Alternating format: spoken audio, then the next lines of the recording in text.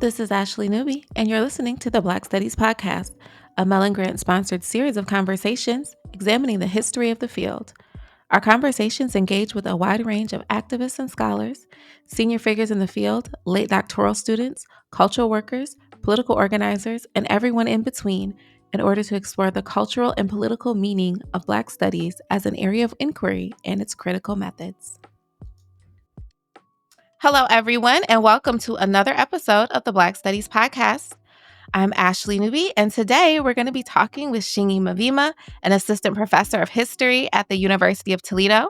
He specializes in contemporary Southern African history with a focus on both its colonial and post-colonial periods, with additional scholarly interests in African literature and popular culture.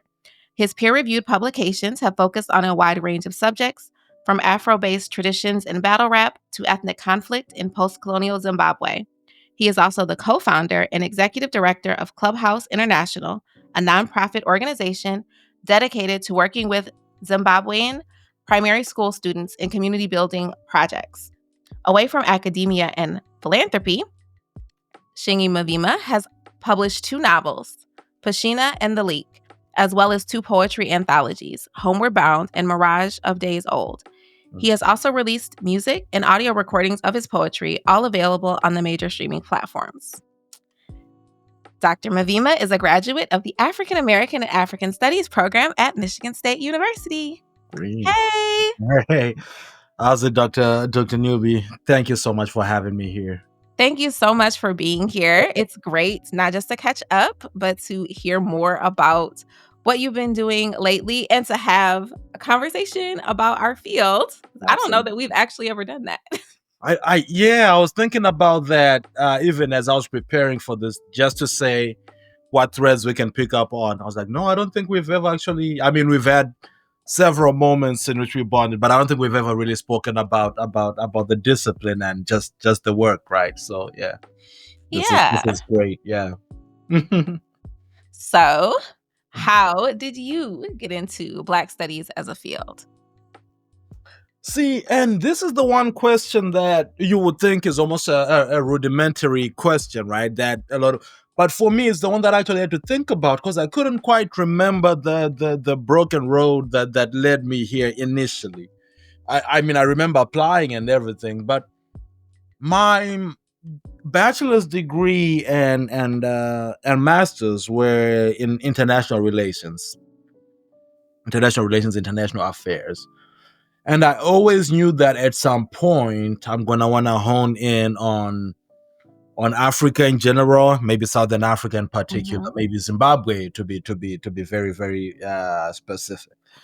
So after I was done with my master's, I was back working in Grand Rapids, Michigan, and I was working in refugee services, and that also opened up my eyes to other dynamics that I was witnessing, whether it was how the predominantly East African children who were coming from Somalia and so forth, how they would react to African American mentors, right? That I was in charge of recruiting the mentors, the tutors and the mentors. And I was like, they're a little bit apprehensive to these guys than they are to, say, some of the white mentors we would have, right? And maybe I was thinking, is this a game of sheer numbers just because there's way more of these guys than the others? But even the reception to me was a little bit frosty.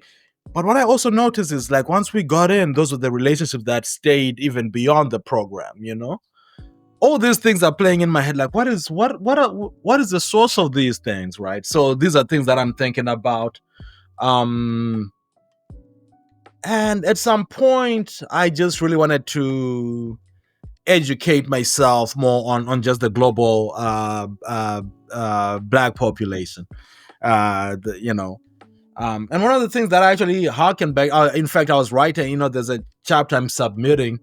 A couple of our colleagues are putting together an edited volume, and I was just finishing off my chapter for them. And I started off with this undergrad anecdote of when I first got here, and one of my friends that I'd made this young lady from Detroit was like, well, I didn't know you were African. I just thought you were Black, which for me, I know not. First of all, she was, I was definitely darker skinned than her. So, I'm saying, I was like, yeah.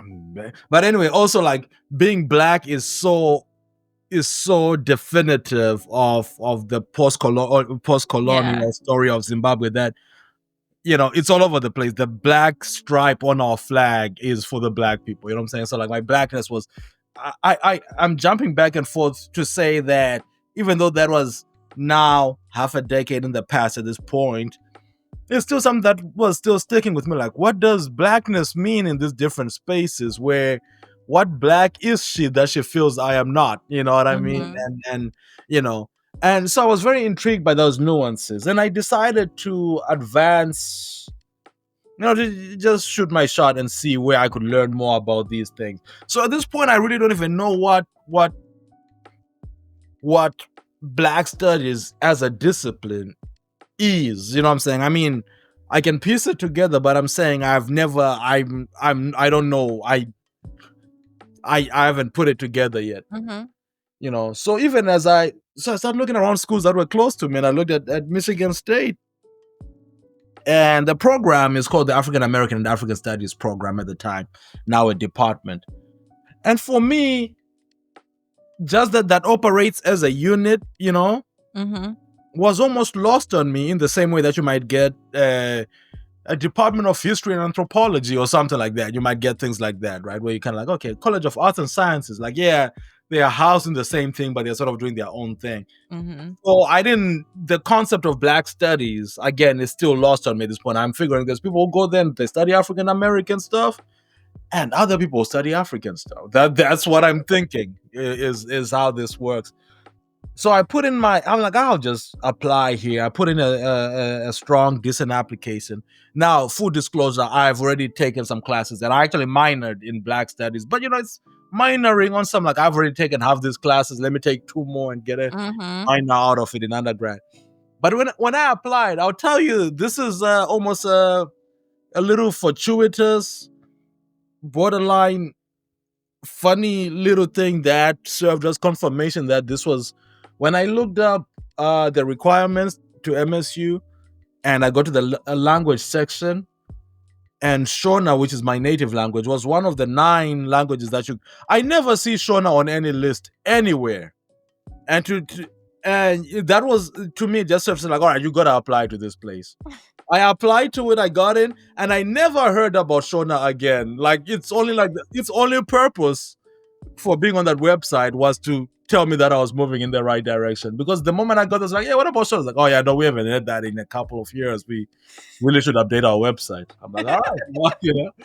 But I was in, and that's sort of what brought me in. What kept me around is probably more important and more documentable, right? than that. But this is sort of like the random set of events that brought me and before you know it, I was in the mix with these brilliant minds who were pursuing very similar things but very different things at the same time. I got to Mhm. understand the essence, which I'll describe.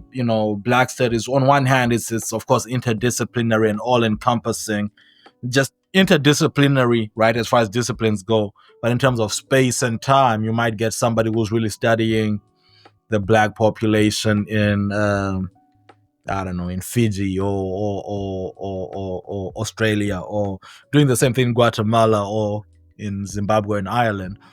Right. So, and then over time as well, right? So it's like interdisciplinary, interspatial, intertemporal, right? But still something has to tie it together, right? What's tying it together, and the essence of it, which I fell in love with, was the that uh intellectual activist sort of idea that underpins black studies, that we don't it just gives it a little more gravitas, right? Mhm. Say, what we do here matters. We are not colleagues. The spaces we're in are not these are not respondents. You know what I'm saying? This is we're building with the communities that we do work in, right? um and that is so beautiful to me, right? Even as you do with the ugly parts, either within the discipline or as the discipline is attacked from outside, which is a more frequent thing, particularly lately. But that's some of the things that keep me passionate and keep me engaged with the discipline, indeed. Well, thank you. I know you said that what so the jagged road that led Mhm, you mhm, to mhm, the discipline mhm. is a little different than what keeps you committed to it. And you said a little bit of that at the Yeah. end. Do you want to expand on that and say more about what keeps you committed to the Well, discipline of Black studies? absolutely right, and I think it's one of those. There's the old quote, which I can't remember who said this initially, but the old quote is, "Go as far as you can see, and when you get there, you'll see even further." Right. So again, there's the jagged road which I spoke about. Then once I got there, I was able to see things a lot more clearly and see, like, do I really want to be here? Is this what I signed up for? And if it's not, is it better than what I signed up for? Right. Which in many cases it turned out to be. So the big thing, I think the first thing I want to talk about with that is, I think there is a sense of community and purpose that I really appreciate within Black studies. Mhm. And I say this to not, shame or elevate this discipline or over others, right? Or this field over others. But I always get the sense that the work we are doing is remains very relevant. It's not some trivial pursuit, right? Which again, those things do exist in academia where you're just doing some things because it's fun to talk about, right? Mhm. But for us, it's always very, very relevant, right? If you're talking about anti-colonialism, let's just talk. That's something that a lot of people might study, right? If you're talking about the legacies of enslavement, or just how enslavement, it's not even the legacies, just how it played out in real time, all right? Mhm. If you're talking about Haitian history, or these things, if you're talking about African American literature, right? This is something else that falls under the larger umbrella of Black studies. All these things, we are still fighting for those spaces right now. We are still looking at post-colonial Africa and wondering, where did we go wrong in the transition, or what holdovers from colonialism remain in these spaces, right? We're still talking about the reason why things like books like the new Jim Crow, or Mhm. or the Netflix thing being called the 13th, or things like that, right? What that is doing, right? When you hear those names, what we're doing is saying, remember Jim Crow, right? Remember the 13th Amendment. This is that conversation we're still having today, right? That is Mhm. not, there's a reason why those terms are used. Um, it's not just for to resonate emotionally, but it's because, yeah, we know what this means. This is the work that we do, right? And it's not stuck in the past. It's not stuck in its very peculiar corner here where it only, um Mhm. so that it always feels, it's always laden with purpose. Then the other thing is the community part, right? It's very empowering for me. And I'll say this as, I love people and the people, but I'm not really like I don't really like them, you know what I'm saying? But by that I mean, like, I am not just trying to be hanging out and doing all these things, you know what I'm saying? But I love to see my people thrive. If you need me, I'm a call away, right away, you know what I'm saying? But I may not always be out and about. I say that to say, I think a lot of academics, I might be saying it in a bit of a sillier way, but I think a lot of academics feel that way. And what that tends to do is it might isolate you, even if you didn't set out to isolate yourself, Mhm. right? But when that happens, right, that's already starting to get into murky waters, because we should always stay plugged in. But it's already starting to get a little bit murky. But then you're then subjected to all types of attacks, right? The discipline that you've given your life to, Mhm. your life work, your worldviews, all these things, right? Think about how demonized and coded the word woke has become, right? Yeah. We can talk about that. But by myself here watching YouTube, maybe talking to my other colleagues who are not in Black Studies, just walking around, I will probably every day hear 3 or 4 laments about the way in which woke culture is destroying everything. To a point where I'm like, I was actually just thinking about it right now, like, oh, woke has come a long way, right? That I don't think these people would. It's almost gone full circle now to a point whereby whoever was woke first, right, Mhm. would not fit the definition of this all. Like, I'm like, we don't care about carbon emissions. I mean, whatever it is that they just, whatever people don't like, that's the story. But I'm saying you hear that all the time, right?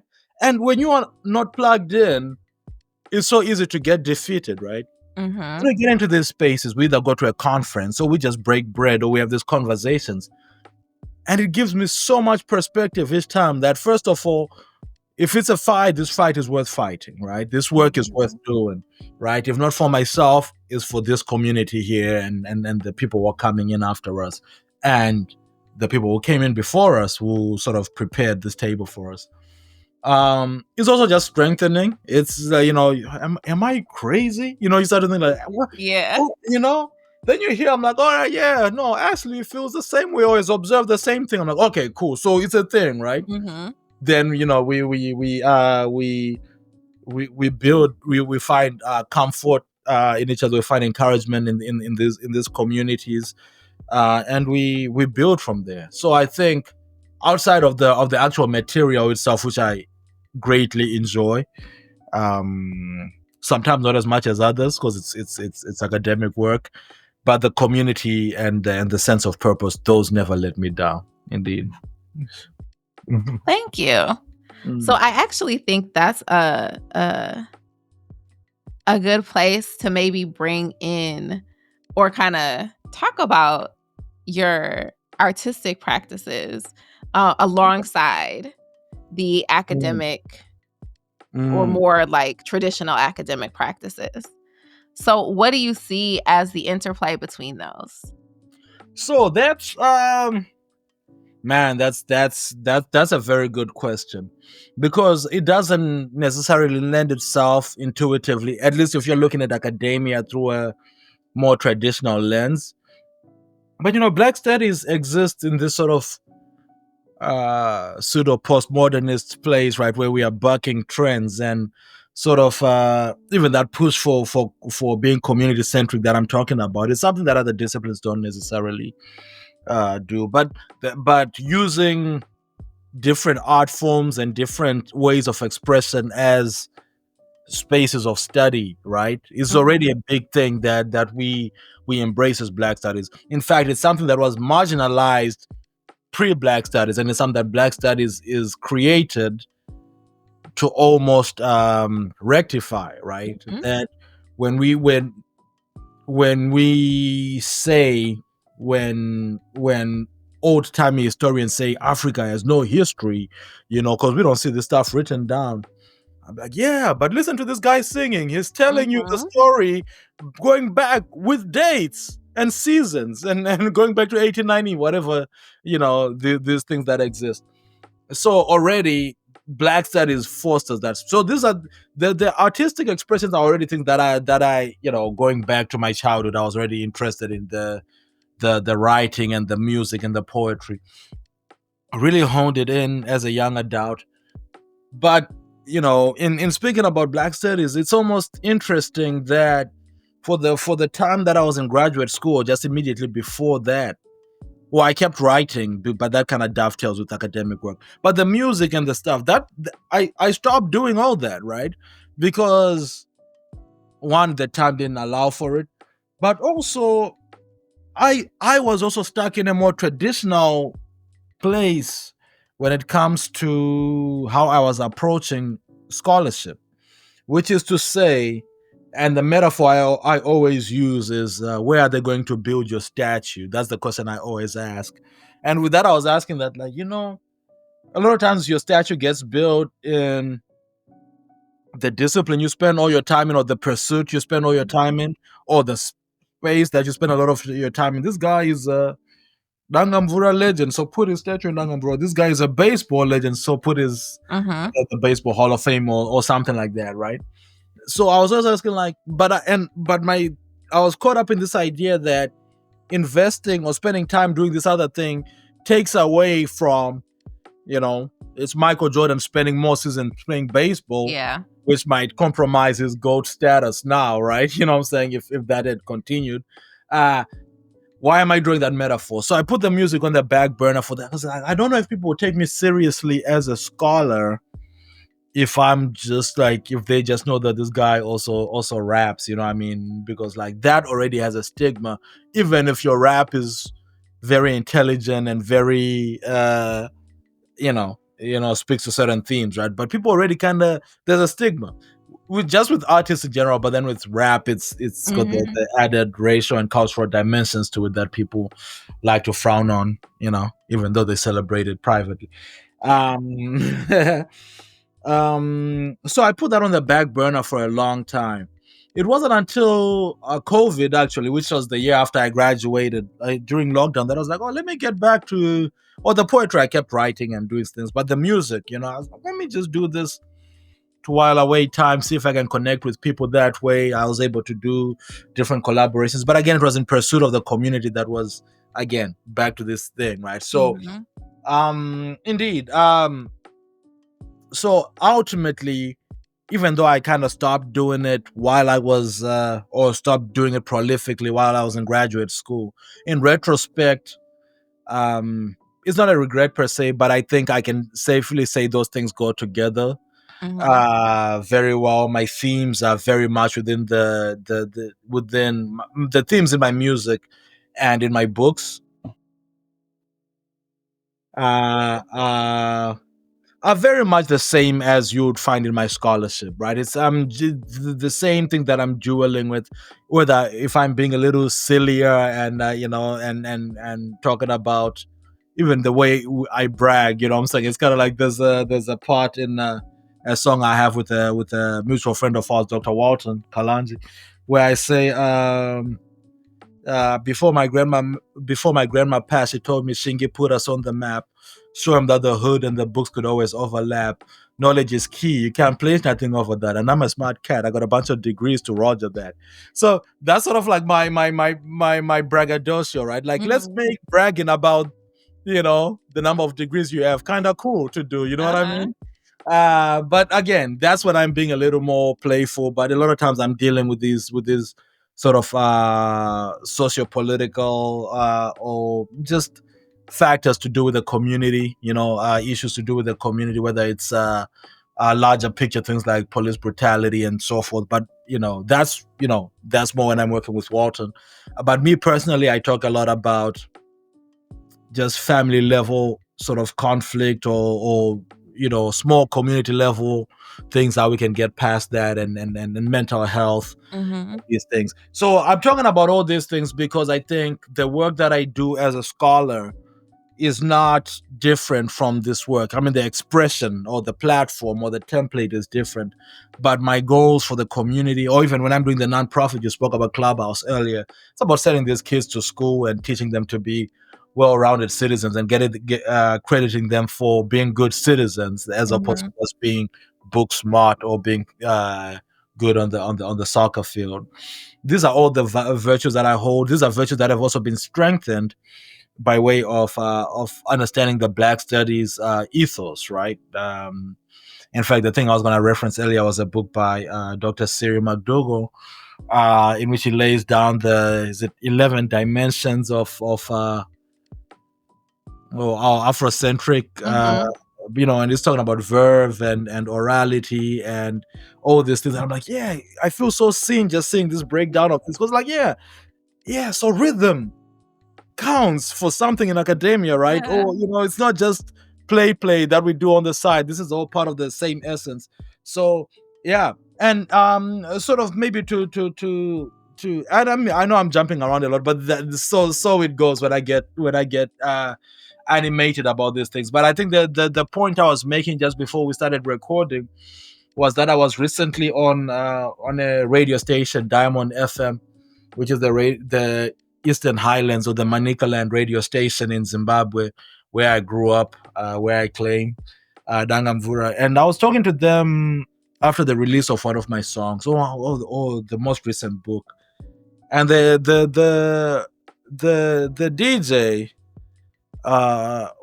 she was asking me why I use the name Shingi Mavima across the board, because a lot of people have artist names, Mm-hmm. which I love and respect. Some people will use a different version of their name for their uh, authorial work, or their social media name might be something else. But I use it's Shingi Mavima across the board, or a version of Shingi.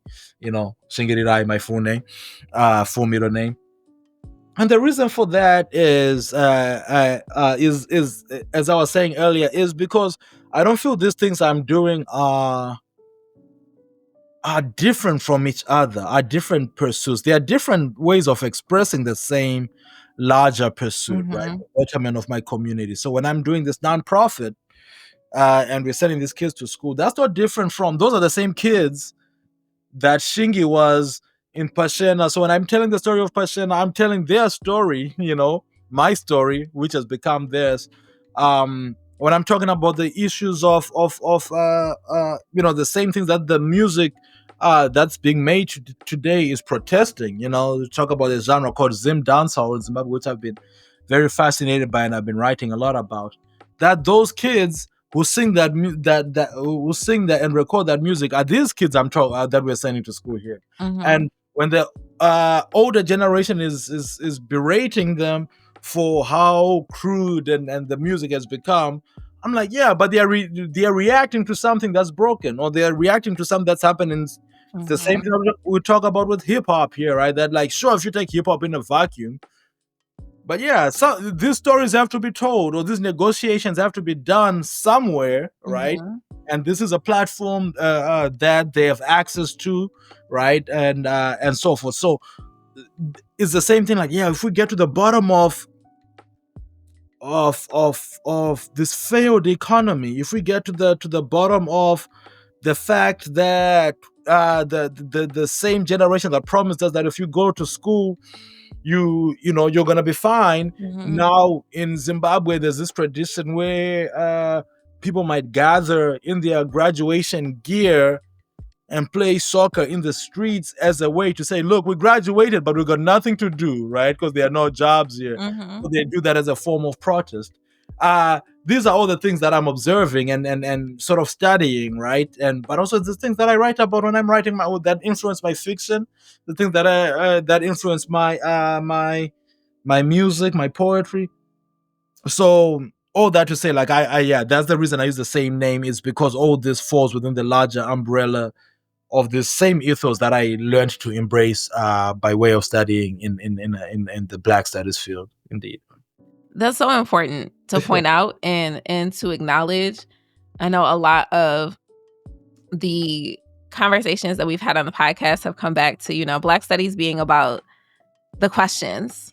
What's the questions that you're asking? What are the things that need to be explored? And then you use whatever methods are necessary to get at the heart of those questions, right? So you're using your multi-methodology in and of yourself to think about these questions in different ways. And I think that's so, like you said, it definitely resonates with the field itself and is reflective of what the field calls us to do. Right. And it's also reflective of not just what the field calls out to do, which is the most important part, but the liberating potential of the discipline as well. Yeah. Because what does the successful Black Studies scholar look like, or the Black Studies, let me just say Black Studies person, to account for the well-rounded being, right? In other disciplines, it's you go and you become a professor and you work your way up the ladder, right? Which is great. But in this, in Black Studies, you could be a prominent business person, or somebody who's big in the commercial field, who's based their enterprise around the precepts of Black Studies. You could be an artist who's really doing the things or being in that space, And as a Black studies artist who's embracing those things, you could be a writer, you could still go the traditional academic route and do that too, which a lot of people still do. Right? Documentarians and so forth. So that's the beauty of it. It's not just what we are called to do, but just because what we are called to do doesn't look the same, right? That's why we have a very tiny cohort that came in, and I look at all the work that my colleagues did. I'm like, wow, you did that, huh? Or you're doing that now. Mhm. And they're probably looking at me and they're saying the same thing, like, oh, look at this guy, this is what he's doing. So it's I love that part too of it's very, yeah, there's a liberating potential. I'm not just saying that because it's some cool stuff to say in the context of Blackness, but that it's really freeing to say, like, no, I'm coming to South Africa to talk to street rappers because this is the work that I do and it matters. You know what I mean? Yeah. And some people from outside the discipline might find that a little bit hard to appreciate, which is, again, it's a struggle that we are facing right now. But it's beautiful and it's important work indeed. Indeed. Absolutely. So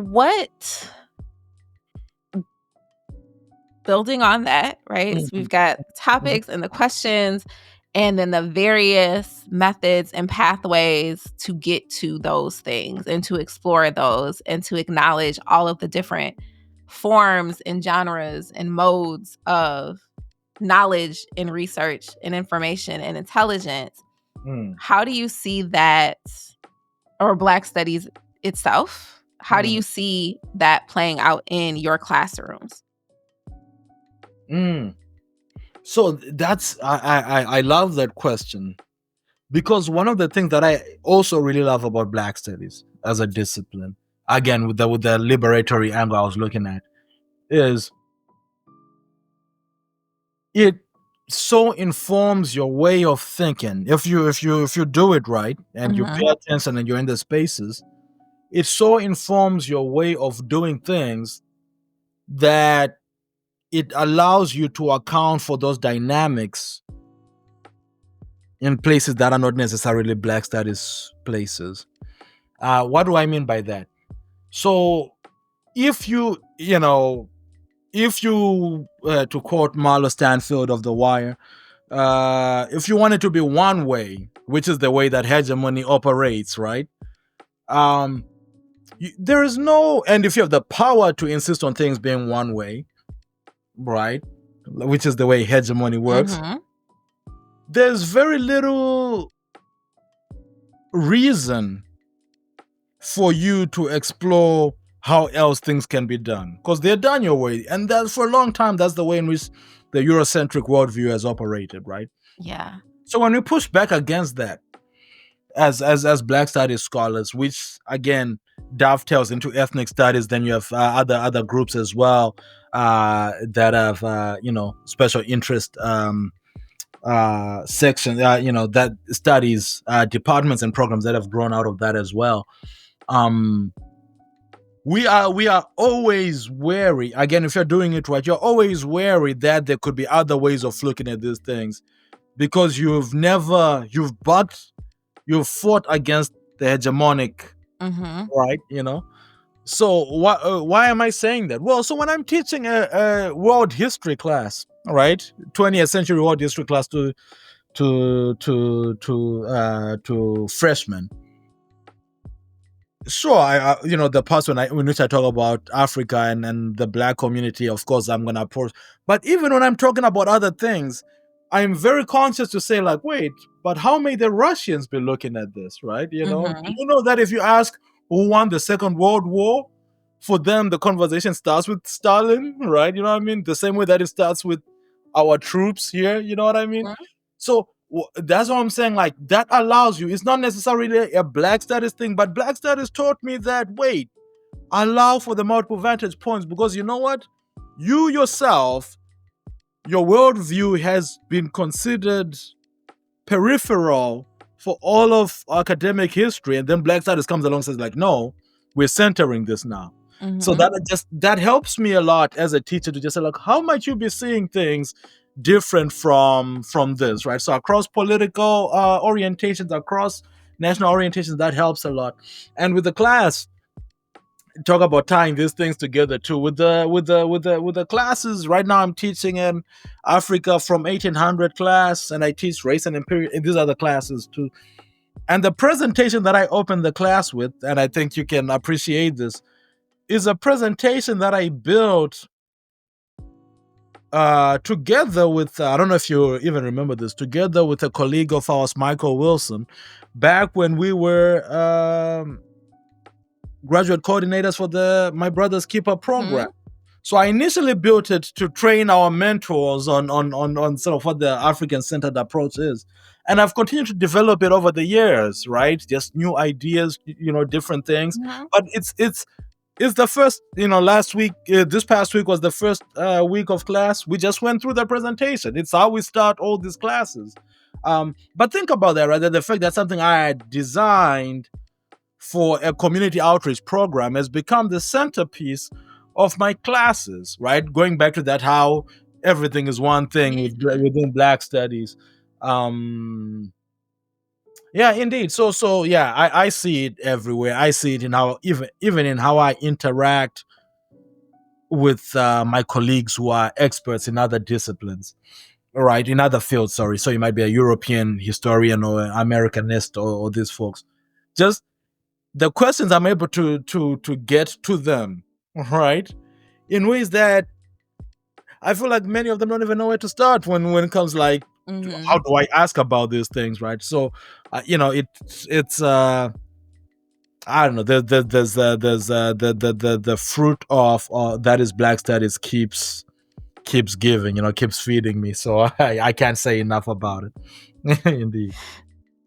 That's so interesting that like something that you designed for a particular purpose, right? The repurposing of that those training materials to help your current students to see through a different lens, to consider that things can start differently or can be framed in different ways, and for them to begin to interrogate what it means that maybe it's been framed one particular way for them for their whole life.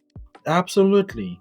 Right? Because then it leads to the why, and it lets them start thinking about, why was I taught it this way and only this way? Or why is this the only perspective that has been considered in the things that I have had access to?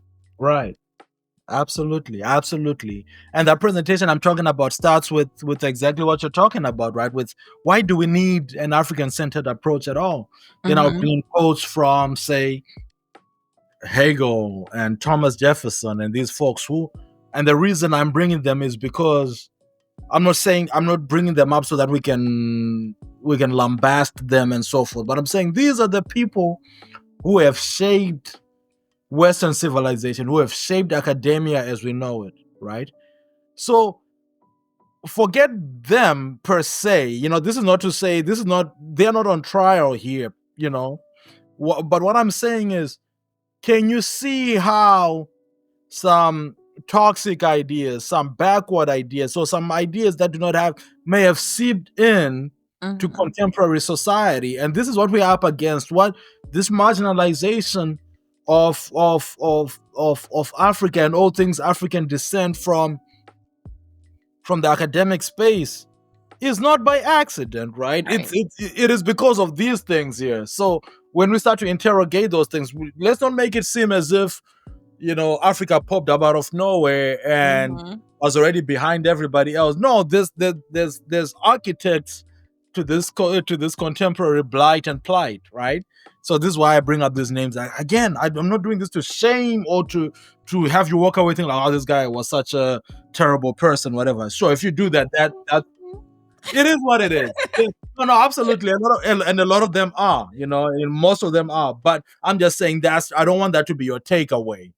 I want you to be able to say like, yeah, sure, I might like this about this guy, but he also said these things. And what does that mean when the person who defines what beauty is for art appreciation also said there's nothing good to come out of Africa, right? By that extension, it means like Africa exists outside of beauty. Well, we're pushing back against that. Who are you to define what beauty is in that way, right? And Mhm. actually, have you ever looked at this thing, or for what it matters? Why are you even the audience for this conversation? But anyway, these are the things that Black Studies equips me to sort of think about and articulate to my students as well. Absolutely. So, Mhm, building on that, mhm, and I think that you have spoken to this, and probably in every question, but um, what interests you most about the field of Black studies, or what past and present of the mm. field? I think in the past I was just very fascinated by the material. I look back at when I first got to Michigan State University. I was making these little posts that were edgy. I was so eager to show off the things that I was learning. Oh man, you didn't know nothing at the time. So I was kind of like, oh yeah, I just wrote this new reflection for Dr. Smith, and the streets gotta see this. You know, in retrospect, I mean, it was good. It's part of the process. You don't despise the days or small things. You know what I mean? But it's what I was doing at the time. So the material always fascinated me. The just to be in that space and just to be feeling like I'm progressing towards something, and something that is very meaningful to me and my community was the big thing that kept me going for a long time. Um, Going forward, what interests me is, I think I spoke about that community. I think that won't stop being important to me. I think even if I was to leave academia, leave the country or whatever, end up in other spaces, which again, life happens.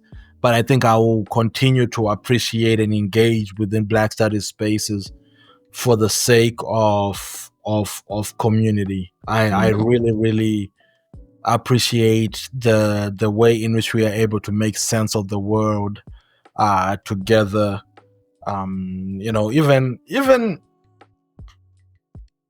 Even when you've been when you're wrong or when you disagree or these things, right? I think there's a way in which we make sense of the world together that I really find very comforting. I don't Mhm. know if that comes across to everybody, because I think I've been out there and just seen horrible, lacking in nuance takes on from people who I generally think are smart or well intended.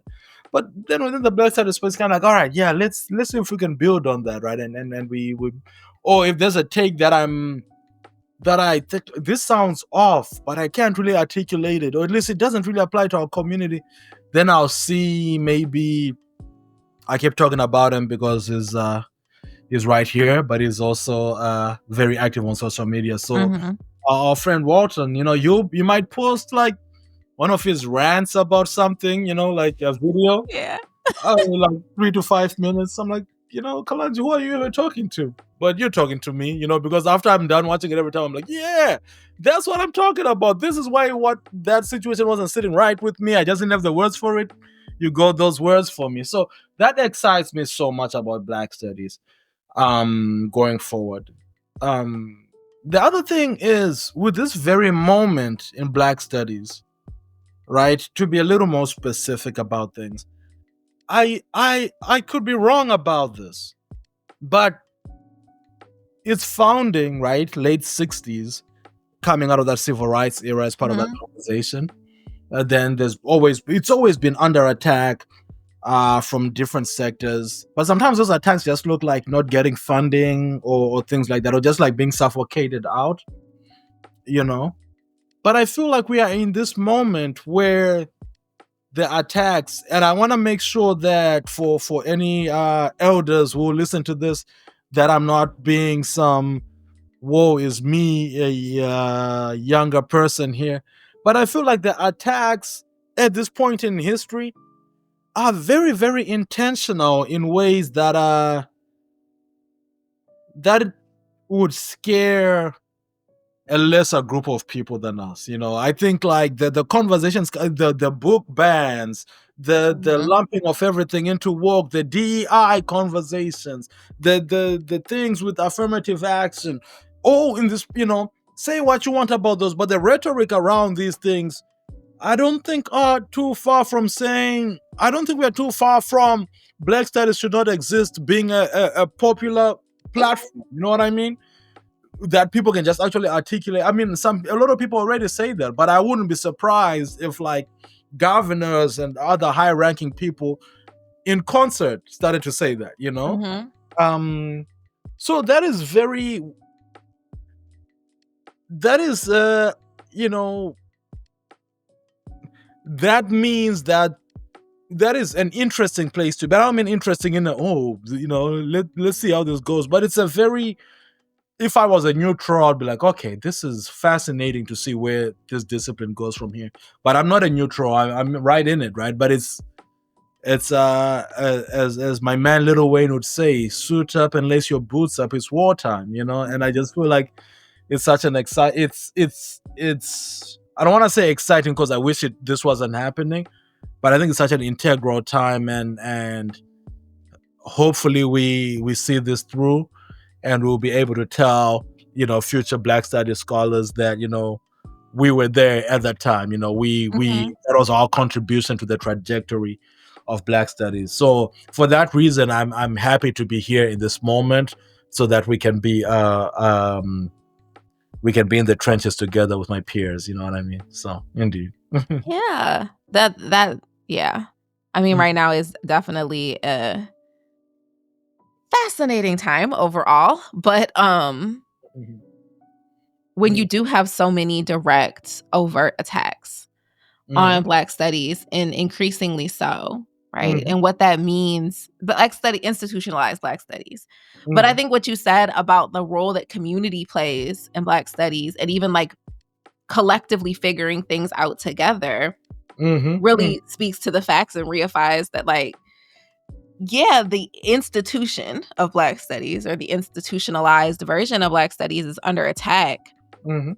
But Black studies is not limited to the institution, The institution. right? So we it might not exist in the same way in Yeah. 15 years that it exists today, Mhm. but it'll continue to exist just like it existed before it was institutionalized. Absolutely. Um, Absolutely. Yeah, and I was actually just, yeah, a perfect example of that I'm talking about here, and I'm talking more. I'm not necessarily talking about my particular institution, or though it might be in cases, but it's a common trend, right? mhm, That in our spaces where we are maybe sometimes isolated, and issues come up, and we are sometimes you might end up being the token Black person on here, but also the token Black studies person, right? So it's another level when people know that you do this kind of work. But I and you do that for out of the love of it, and because it's important. But you also recognize that I might not be as protected here, even if the people who brought me in have very good intentions. I may not be as protected here as I would be in other places. That's another thing that Black Studies accords us, because I never feel unsafe around Black Studies people. You know what I mean? mhm, Even when we fight or when we disagree, I was kind of feel like, yeah, okay, yeah, we're doing this right. Whereas there's sometimes when I'm like chairing some committee or something like that, and I'm still watching over my shoulder, like, yeah, wait, is this okay? Is this y'all got me? You want mhm, keep going? Okay, whereas like with Black Studies, it's like, yeah, of course we're doing this. You know what I mean? So mhm. that sense of community I'm talking about, that sort of the fact that NCBS is coming up, and we're doing some round tables and so forth on the state of Black studies and so forth. But for that, I was just thinking, like, these are things that you might spend all year thinking about, and you're just feeling maybe a little bit down on. Then you see, oh no, we have 12 people who've signed up to do these roundtables. We have a whole army willing to have this Mhm. conversation about these things, right? And that's just so encouraging. And for that, there is no substitute, indeed. Okay, so last question, Mhm. particularly thinking about all that you have said about community Mhm. and the ways in which it's so integral and important in Black studies, both within the institution and outside of the institution. Mhm. What interests, like, what do you think about the future of Black studies, or even what issues, what questions should we collectively work out and understand moving Mm. forward? So, so first off, Black studies will endure, will be fine. Mhm. Black studies is part of the long struggle of long Black struggle. At least in the new world, it certainly is. But then, of course, one of the questions that we'll have to continue contending with is, I remember when I was getting the degree and I was back in Zimbabwe. I was having a drink with a friend who at some point looked at me and was like, "Yo, after we'd been talking about all this stuff I'm working on, like, man, you really had to go to the US to do Black studies, huh?" And he was kind of just saying that almost like it kind of dawned on me. I've never really thought about it like that. Mhm. So I think this idea of Black studies with its ethos, right? Even though a lot of those elements are inherent to African communities, that's why they exist within Black studies. But just Mhm. I think to work, that's one of the things that we have to talk about more. What constitutes Black studies, and in what ways can we elevate the diaspora and these other communities that may fall by the wayside? Because uh, as long as things are centered in the US, sure, being Black in the US is still a troubled position, but the US part of it is still hegemonic. So it's very Yeah. easy for Black America to be the hegemony in Black spaces as well. So these are Mhm. conversations that I think we need to be very intentional about. The fact that there's way more Africans who find value or are funded to come to ASA compared to NCBS still doesn't sit right with me. I don't have the answers, but I Mhm. think that's something that going forward, there's a fight we are losing there. You know what I mean? Mhm.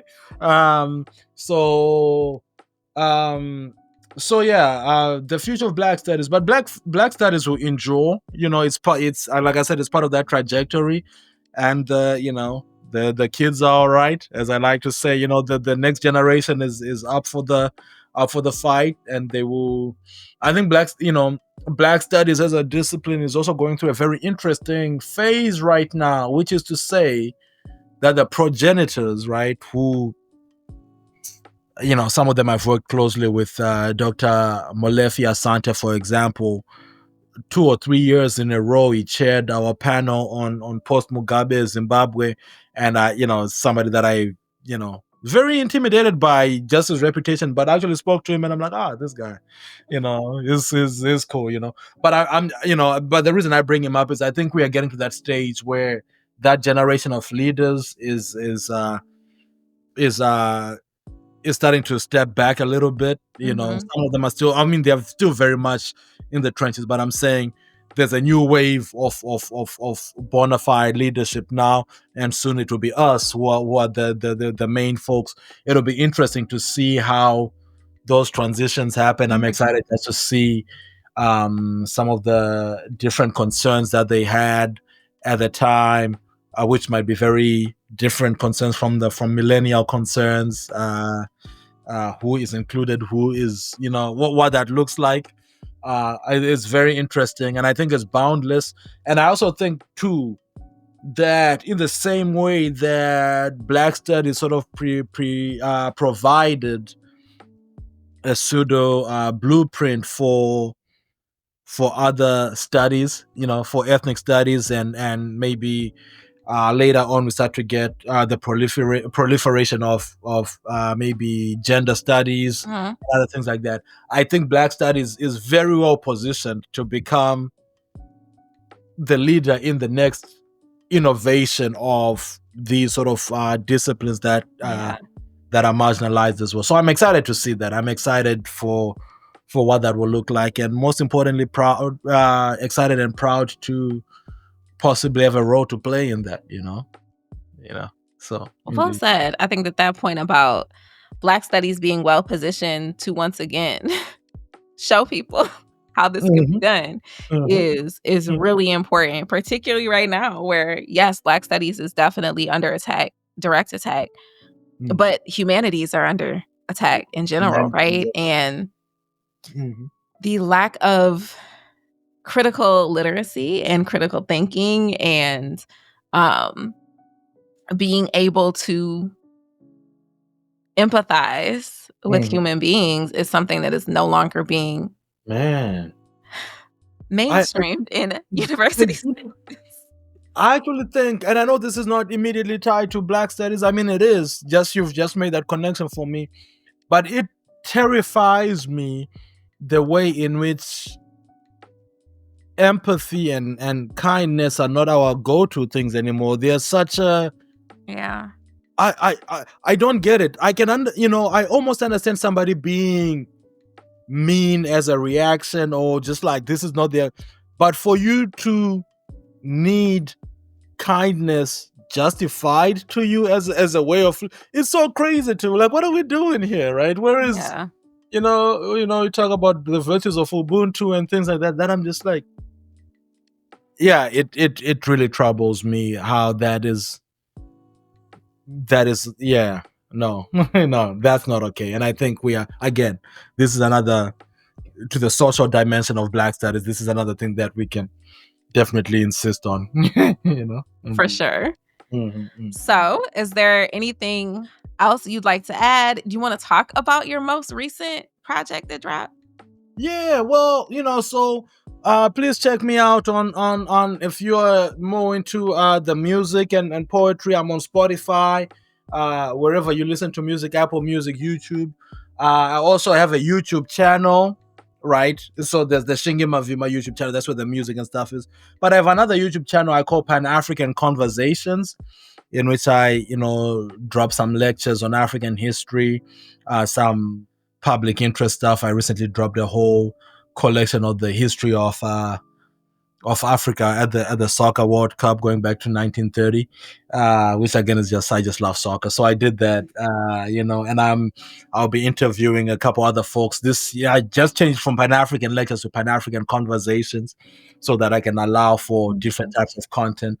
So I'll be talking to I've got an interview with a guy from Botswana, who will be telling us about they had recently had a seismic presidential shift, which is very rare for the liberating parties, particularly in Southern Africa, to lose power.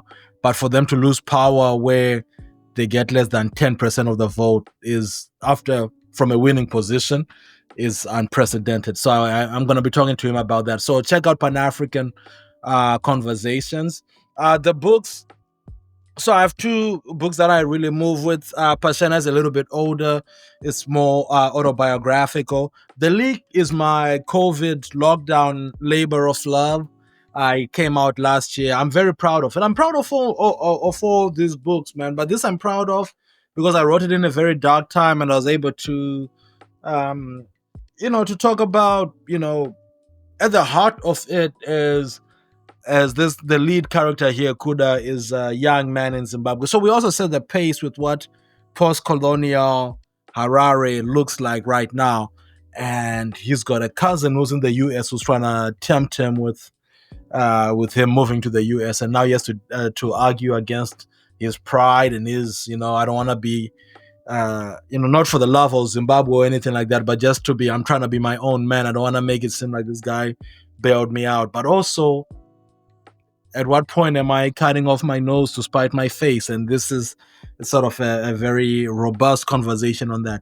But another reason that I'm very proud of the books, including the poetry book that I put out earlier, is that all three of my publishers, they've been different publishers, but they've all been young women of color, right? The first two were two Latina friends of mine out of Penn State. Pasena was published by House Capacity, which is run by this black woman who's out of Detroit, who's again is a very good friend of mine, Kiera. And the leak was published by Carnelian Hart Publishing out of the UK, where Samantha, who runs it, is a Zimbabwean immigrant to the UK. So, if you know anything about the publishing game, it's really, there isn't a lot of women within that space actually Mhm. publishing the works. Definitely not young women. Definitely not young black women. Young black and brown women. So that's another part of, if not for me, buy the books, because it keeps them in business, and it's a shout to them as well. So that's the leak and Pashena. But yeah, check me out, and I'm always ready to have a conversation. Thank you so much. Thank you so much for being here and for your time today. I really enjoyed being able to catch up with you. Absolutely, Hope absolutely. your semester starts well and continues to go well. It's going to be an interesting next few months and years. So, Yeah. I do want to thank you for this platform, Ashley. Even if I had never gotten to be on it, I've really been enjoying listening to these stories, just to see how many people share the same excitements and anxieties that I do. Even people that are my literal rock stars. You know what I mean? right. And also just hearing their path. Sometimes you think like, oh my god, I'm a weirdo in this space. Imposter syndrome like never leaves you, even as you get older and you get more into this space. Then you hear like somebody else who's way more accomplished than you saying the same things. You're like, okay, so I'm doing something here, or at least like we can work on this. And you guys have done a fantastic job. And Thank long may you. this last, and yeah, keep going. Thank Indeed. you. It has definitely been an amazing experience. And being able to talk to everyone, like including you, has been, like you said, it's affirming to know that other people, especially like the people that you have cited for Yeah. years, had the Mhm, same mhm. feelings that you had, or still get nervous about stuff. Right, right, Not right, nervous to talk to me. I'm nervous to talk to you. Like, let me not. Let me right. not look like an Right? idiot. Yeah. Then you find indeed, indeed. Nah, thank you so much. This is great. Yeah. Thank you. Well, enjoy the rest of your day. I shall.